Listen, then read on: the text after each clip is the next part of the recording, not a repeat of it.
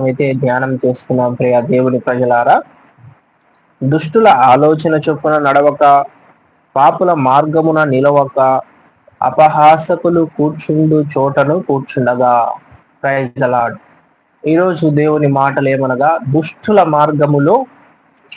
దుష్టుల ఆలోచన చొప్పున మనం నడవకుండా దేవుని పిల్లలమైన మనము జాగ్రత్తగా ఉండాలని ఉదయకాల సమయమున మనవి చేస్తున్నాను.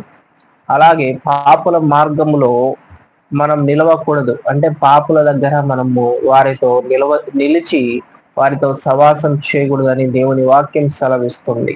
అలాగే అపహాసకులు కూర్చుండు చోటను కూర్చుండగా మనము ఇలాంటి వారికి, పాపులకు, అపహాసకులకు, దుష్టులకు దూరంగా ఉండాలి అని ఉదయకాల సమయంలో దేవుని వాక్యం మనకు సెలవిస్తుంది.